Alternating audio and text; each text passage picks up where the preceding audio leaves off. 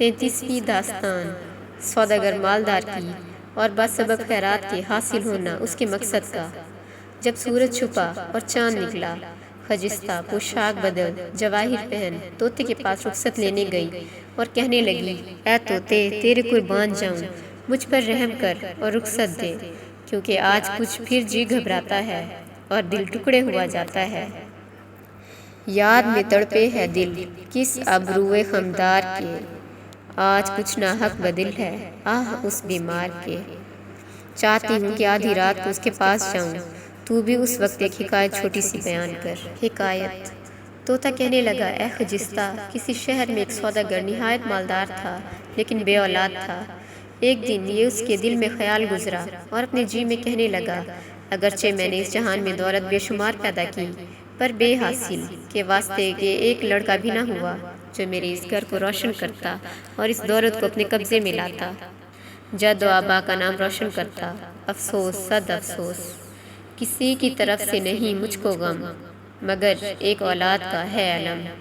خیر، اب بہتر یہی ہے کہ اپنے جیتے جی اس زر بے بنیاد کو بنا مولا لٹائیے اور فقیر و فقراء، غریب و غربا، یتیموں کو کھلائیے، اور آپ فقیر ہو کر یاد الہی میں مشغول رہیے۔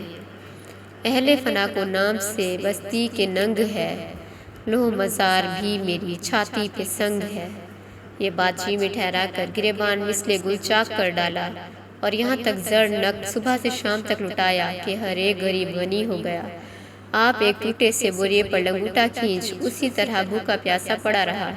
اسی شب کو بعد آدھی رات کے کیا خواب دیکھتا ہے کہ ایک شخص اجنبی سا اس کے سامنے کھڑا ہے۔ اس نے پوچھا، اے عزیز، تو کون ہے؟ وہ بولا، میں اصل صورت تیرے بخت کی ہوں۔ تو نے جو آج مال و اسباب خدا کی راہ میں خیرات کیا اور کچھ اپنے واسطے نہ رکھا، اس واسطے میں کہنے کو آیا ہوں کہ میں صبح کو برہمن کی صورت بن کر تیرے پاس آؤں گا، تو مجھے مارے لاٹھیوں کے مار ڈالیو۔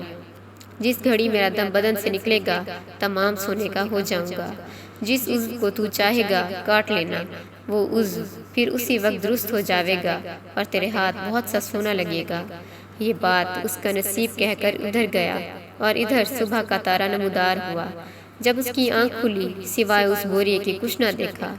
اپنے جی میں متعجب ہو کر کہنے لگا، الہی، میں نے یہ کیا سپنا دیکھا؟ تعبیر اس کی کیا ہے مجھے کچھ معلوم نہیں۔ تو کریم ساز ہے، جو چاہے سو کرے۔ اسی حیرانی میں تھا کہ ایک حجام کسبت بغل میں دبائے ہوئے اس کی طرف سے ہو نکلا۔ اس نے پکار لیا اور اپنے سر منڈوانے لگا۔ بعد ایک دم کے ایک برہمن اس کے سامنے آیا۔ تب اسے وہ اپنے رات کا خواب یاد پڑا۔ اسی گھڑی سر منڈوانا موقوف کیا اور اس برہمن کو لاٹھیاں مارنے لگا اور یہاں تک مارا کہ وہ اپنے جی سے گزرا، زمین پر گر کے ایک پتلا زر سرخ کا ہو گیا۔ سوداگر نے اس پتلے کو اپنے گھر میں رکھا اور تھوڑا سا سونا حجام کو دے کر کہا کہ یہ بات تو کسی کو نہ کہنا۔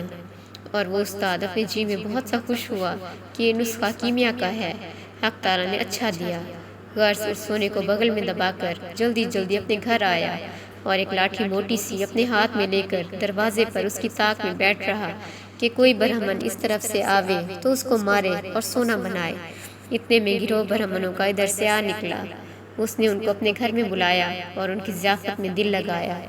بعد ایک گھڑی کی ایک لاٹھی موٹی سے اٹھا کر ان کو بے اختیار پیٹنے لگا اور یہاں تک مارا کہ سر ان کے پھوٹ گئے اور لہولہان ہو گئے۔ تب وہ سب کے سب گل مچانے لگے کہ کوئی واسطے گسیان کے آوے، نہیں تو ہم اس حجام کے ہاتھ سے مفت مارے جاتے ہیں۔ یہ سن کر محلے والے دوڑے اور نائی کو باندھ کر حاکم کے پاس لے گئے اور کہنے لگے، خدا بندہ، دیکھیے، ہم تو اس زمانے میں مرتے ہیں کہ آپ کے عمل میں نائی برہمنوں کا خون کرتے ہیں۔ حاکم نے حجام سے پوچھا کہ تو نے کس تقصیر پر ان غریبوں کو مارا اور کس خطا پر ان بیچاروں کا سر پھوڑا؟ اس نے کہا، حضرت سلامت، میں آج فجر کو فلانے سوداگر کی اصلاح بنانے گیا تھا۔ میرے سامنے ایک برہمن اس کے پاس آیا۔ اس نے 2-4 لاٹھیاں ماری، وہ مرتے ہی سونا ہو گیا۔ میں نے معلوم کیا کہ اگر کوئی برہمن کی لکڑیاں مارے تو سونا ہو جاوے۔ میں نے بھی اپنی اس طمع پر ان برہمنوں کو مارا کہ شاید زر ہو جاویں گے۔ افسوس یہی ہے کہ کوئی برہمن زر نہ ہوا بلکہ اور فتنہ برپا ہوا۔ یہ خطا مجھ سے ہوئی، جو چاہے سو کیجیے۔ تب حاکم نے سوداگر کو بلوا کر کہا کہ یہ حجام کیا کہتا ہے، سنو اور جو احوال ہو سچ بیان کرو۔ ہم نے یوں سنا ہے کہ تم نے آج ایک برہمن کو مار کر سونا بنایا ہے، اور یہ نائب بھی کئی برہمنوں کو ادھمرا کر کے کشتہ کیا جاتا ہے۔ سوداگر نے کہا، بندہ نواز یہ میرا نوکر ہے، آج کئی دن سے دیوانوں کی طرح پڑا پھرتا ہے، جسے چاہتا ہے اسے مارتا ہے اور تمام شہر میں گل مچاتا ہے۔ مجھ کو کیا، مثل مشہور ہے جس کا خون اس کی گردن پر، آپ حاکم ہیں، جو مناسب جانیے کیجیے، میں کس واسطے کسی کو ماروں گا۔ حاکم نے اس کا کہنا باور کیا اور ان سب کو دم دلاسا دے کر رخصت کیا، پھر اسے جام کو سزا دی۔ طوطے نے یہ بات کہہ کر خجستہ سے کہا، اگر جانا ہے تو جا، کیونکہ اب وقت اخیر ہے، اور نہیں تو کل سرے شام ہی چلی جانا۔ کدبانوں نے سنتے ہی چاہا کہ جاوے اور اپنے محبوب سے ملے۔ اتنے میں صبح ہوئی اور مرغ نے بانگ دی۔ جانا اس کا اس روز بھی موقوف رہا۔ تب یہ بیت پڑھی اور رونے لگی، ہجران کے شب و روز کا طرفہ علم ہے، شب گزری ہے اندوہ میں اور دن کو بھی غم ہے۔